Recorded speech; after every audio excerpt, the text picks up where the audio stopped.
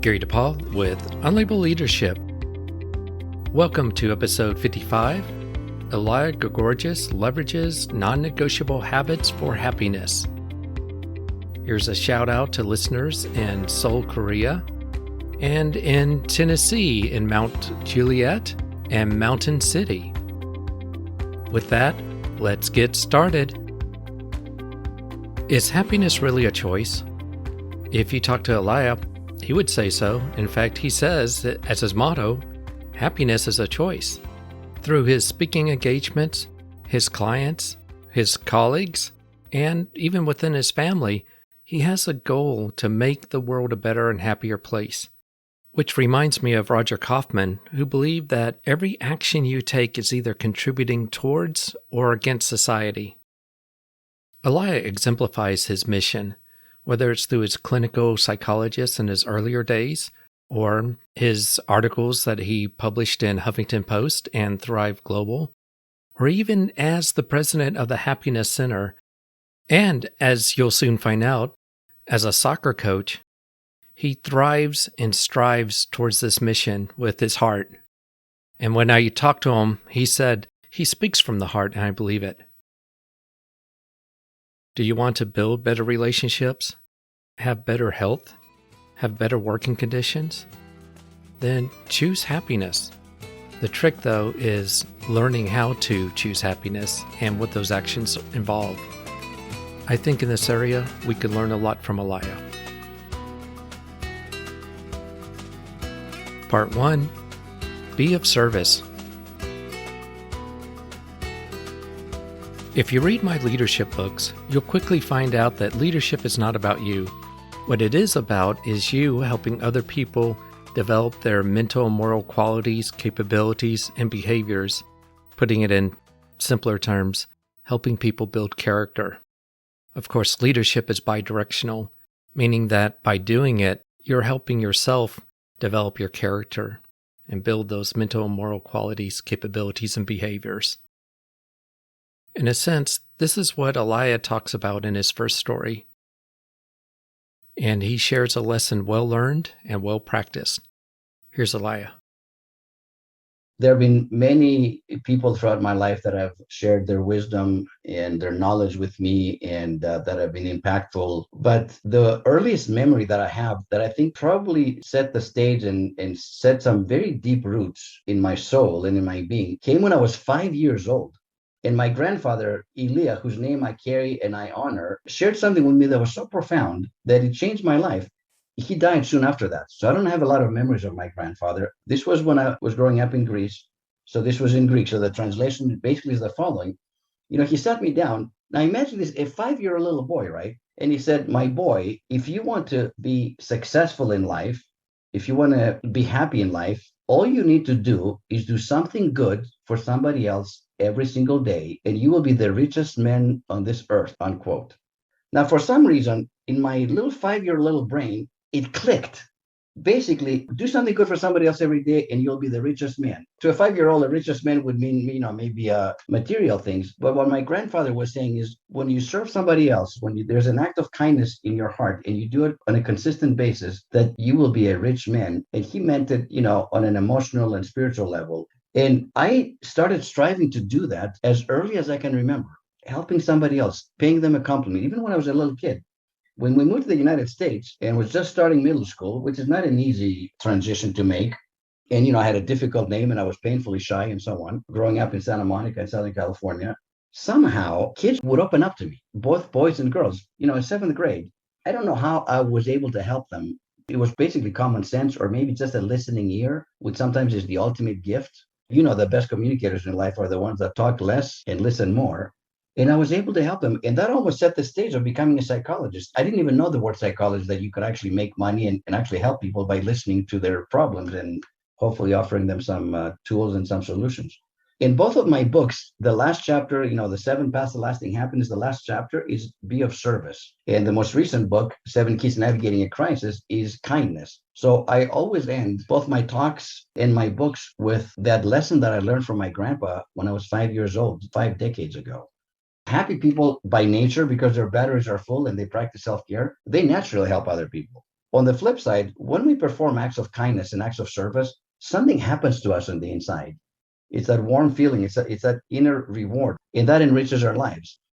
With what your grandfather said, having that consistency, it seems to be a way of building character and continuing to develop it.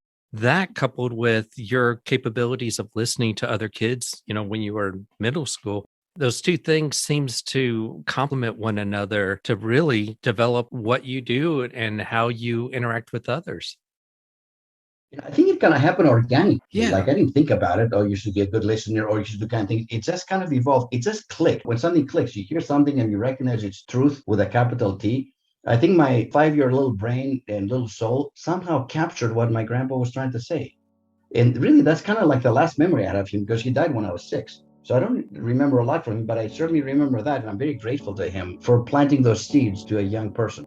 This is a powerful message. And yet so simple. And yet so simple. Part 2, the emotional aspect of momentum. Have you ever gone through life without momentum? Where the simplest tasks, they seem impossible. Small problems look enormous, and your morale is low, and your future just doesn't look that promising. But when you do have momentum, the small things don't bother you. In fact, they're not even problems. The problems you do have, they don't seem insurmountable. They seem like there's a path, there's a way to get through them. And your future looks positive. There's a linkage between emotion and momentum. And with the right emotional state, you can build momentum. To be candid, I don't fully understand momentum. I get it. I've seen it happen. I see it in sports when it does happen. But speaking of sports, here's a story that Elia shares that's sports related. It's a story that illustrates the linkage between emotion and momentum. Here's Elia. When I was coaching my youngest son in their soccer, I was coaching their soccer team with another coach. And the other coach was doing all the technical stuff, and I was more like the sports psychologist. I would work on their mental and emotional aspect of the game. We had a very loaded team. We had a very good team. We're the defending champions. And going into the new season, we felt very confident that we're a good team. The first game coincided with the football season. So our 2 top players, actually, one of them was a quarterback. They didn't play, so because they had their football obligations. And we played a team that had, I would say, very poor sportsmanship. They were aggressive, they were vulgar, and they ended up beating us 2-0. And they were condescending, and they were just like very poor sportsmanship. And that kind of rubbed all of us the wrong way. The rest of the season, we won every single game. And their last game of the season was the game in our home court with that same team. And they were undefeated up to that point. So the only way for us to beat them and to win the championship is obviously we had to win, not only beat them, but beat them by greater score than 2-0. But we had all our players were there. So we had a full stack. The whole team was there. So we started the first half. I mean, I built them up. I pumped them up. They hadn't forgotten how poorly they were treated by that team. So the boys were already hyped up. And we start the game, and at halftime, the score is 2-0 in our favor, which was exactly the same score that we had lost. My friend, the coach, is strategizing and, talking all that stuff. And I'm listening. Just before the second half started, I pulled my team aside. I said, listen, if nothing else happens the rest of the second half and we beat this team 2-0, we will be co-champions. We lost 2-0 to them in the first game. We beat them 2-0 today, and we're co-champions. How do you guys feel about that? And they were kind of mumbling. I said, or we can go out in the second half and really kick their butts. They got out there. They were so inspired. We beat them 6-1. Oh, wow. And claimed the full championship to ourselves. It's a simple story, but, leadership is about inspiring and connecting the emotional aspect. Now, we're talking about kids, but think about leaders of organizations or corporations that truly inspire their workforce. How do they do that? There's something that happens on an emotional level. I could have said, you guys are doing great. We're winning. Keep going. Rah, rah, rah, rah, rah. But I gave them a choice. I said, do you want to be co-champions or do you want to be champions? And of course, they all started screaming, champions, champion. I'm like, well, okay, then go out there and prove it. 2-0. The first half became a 6-1 final score. We destroyed that other team. How does that apply in our own lives? Are we just going through the motions, or are we just like truly inspired and passionate about what we're doing? those kids, even though it was at the end of the season, it was the last half of the last game, they gave it all on the field, man. They just played. I've never seen them play better than they did for those 30 minutes. There's an emotional aspect to it. It started triggering memories of some psychological studies or neurological studies where people have had their emotional capacity short-circuited, so to speak. It's been so long, I can't remember the details, but they weren't able to make decisions. They had a terrible time getting along and making choices. Thinking of that and what you're saying, I think it's so true that inspiration is an emotional experience that people who are leading can really tap into. Yeah, and I had even planned on it kind of came out of my mouth. I hadn't planned on asking, do you want to be co-champions or do you want to be champions? But when those words came out, their eyes got so big. They were all, looking at me in unison, like, no, we want to be champions. And I'm like, well, go out there and prove it. And I did no strategy about the game, not play better defense or score, nothing.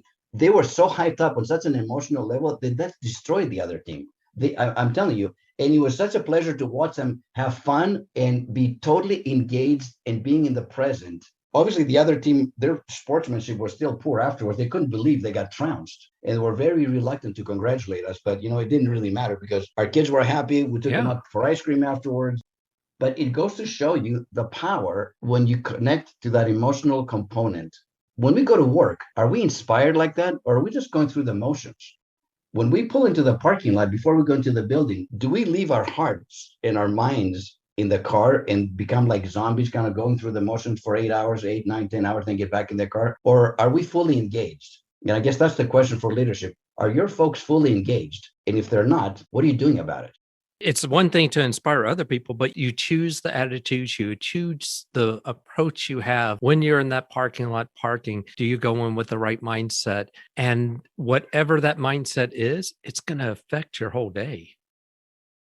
And something else on a personal level, and I can't take credit for this, but I read this when I was really young, when I was a young father. It was an article about specifically talking about dads.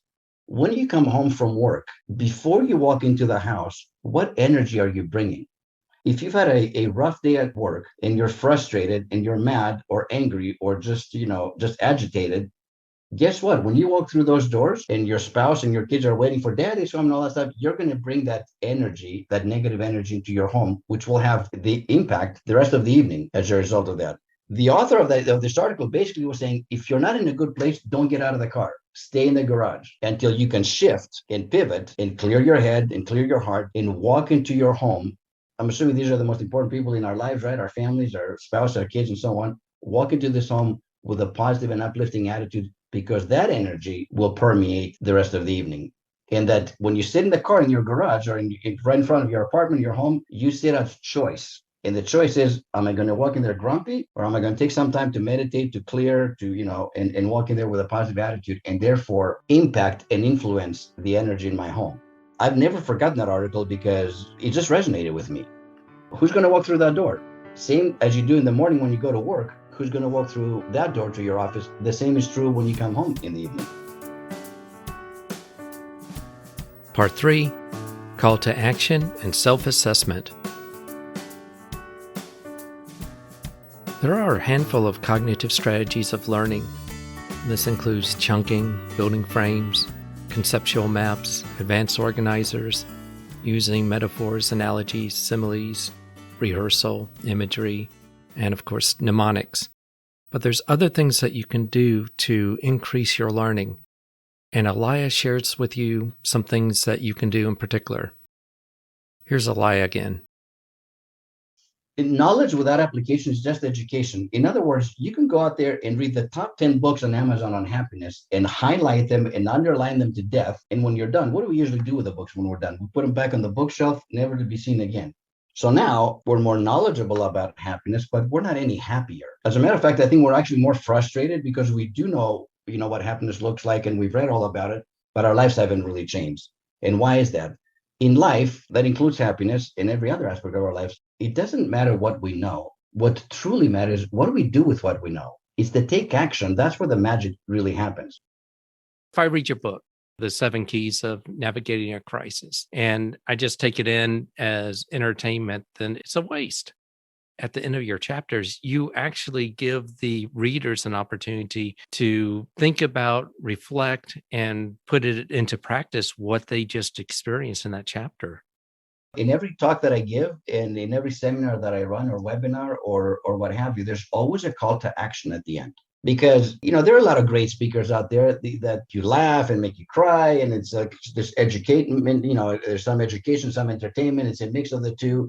They come in, their keynote, they collect the money, they take off, and people will have, oh, that was great. I had a great 1 or 2 hours. And then Monday, you go back to business as usual. Well, that's not transformative. That's not how I do it. I want people not only to walk away and say that was thought-provoking, but more importantly, to change even one habit. Those atomic habits, right? If you change 1% of your behavior today, but you do it consistently for 365 days, you're going to be a whole different place a year from now. There's a good habit in what you just said, and that is the call to action. With anything you read, with a meeting, with whatever experience, if you think at the end and use some reflective time and say, okay, what's my call to action? What did I get out of that experience? Doing that a little bit more than what you may normally do, like you said, it can make a huge effect on how you learn and develop from those experiences. We're not talking about changing our whole personality. Yeah. I'll give you a very simple example. Up until last March or April, I used to walk like 3 days a week for an hour. Each time, 3 miles. I'm getting older. Movement is good for me. It's healthier and so on. Well, guess what? When the pandemic hit, as my own stress level went up, taking care of my family, my extended family, friends, patients, clients, and so on, I needed to change and upgrade my own self-care. So I started walking every single day, 7 days a week for a mile a day, come rain, shine, snow, whatever. Initially, when I used to walk 3 days a week, that was something that I had to do because of my age and my health. When I started walking every day, it became this habit, became something that I want to do, and it became a non-negotiable. Now we're in April of 2021. I've been walking for a whole year every single day because I want to do, and it's not only what it's done for me physically, it's what it's done for me emotionally and mentally. Being outside, blue skies, fresh air, listening to the birds. I don't always even take my phone with me. Sometimes that's my way of communicating with the divine. Sometimes I just talk and listen and meditate while I walk, express gratitude in my own heart and head. And by the time I come back, I'm in a much better place to start off my day.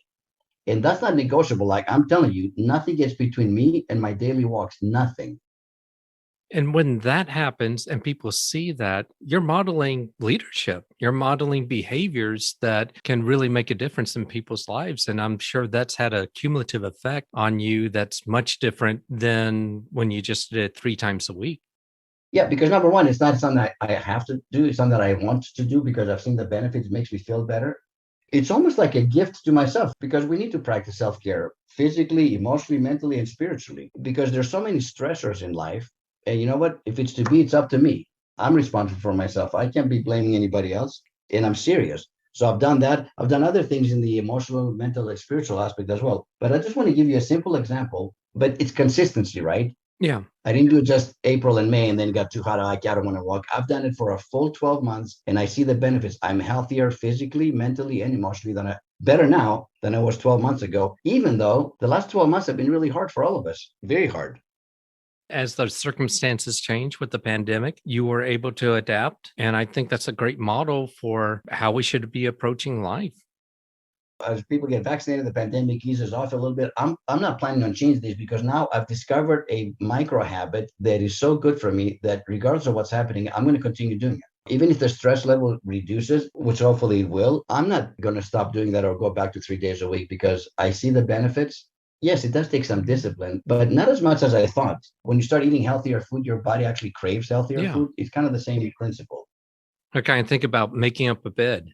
It's a simple thing, but when you do it at the beginning of your day, you've accomplished something. It's a positive aspect to your life, just doing something simple like that to start your day. And when you do it cumulatively, it becomes that micro habit that really has a lasting effect on just your attitude when you start your day. And you know what else, Gary? I've learned to be flexible with that. Like sometimes because I'm busy, sometimes I don't have a full hour to do it. So I'll do 2 half hours. I'll do a half an hour at the beginning. And then when I have a break, let's say between 1 and 2 o'clock, I'll do another half an hour. It doesn't have to be exactly the same every day. I don't go for a walk in exactly the same area. I like visually, I like seeing different neighborhoods and different. I mix it up a little bit, but the bottom line is it's a commitment and a gift to my physical health, which also impacts my emotional and mental health. And it's simple. We're not talking about like brain surgery here. We're just talking about assess your life. I created what I call a personal health assessment in the 7 Keys Navigating a Crisis. 20 questions, 5 for physical, 5 for mental, 5 for emotional, and 5 for spiritual health, where people can assess and see where they're at. And that actually was a trigger as to that I need to get a higher score in my physical health. My own personal assessment that I took myself, actually, which I do every month. I take my own assessment at the end of every month to see how I'm doing and where do I need to make some, course correction. I guess that's the best way to say it. Small stuff. So it's a scale of 1 through 5. 5, I'm doing great. 4, I'm doing really good. 4, 3, I'm doing sometimes. If I score 4 and 5s, or if you take the assessment, pat yourself on the back and say, I'm doing great. If you score yourself a 3, that just means you're doing some of it, but there's room for improvement.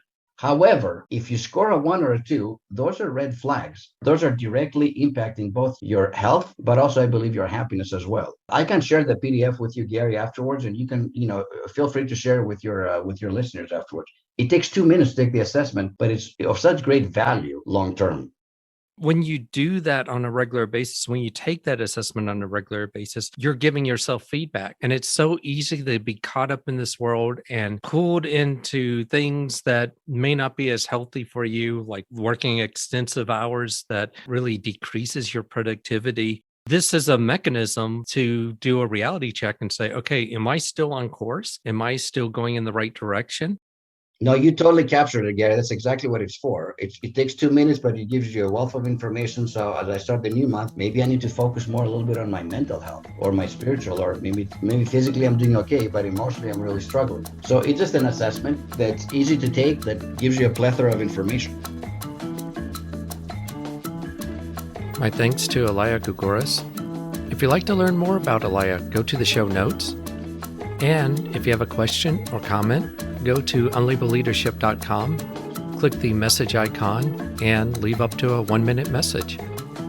Thanks to those who contribute to the show. Your contributions help with the cost of production. And mostly, thank you for listening. Until next time, lead on.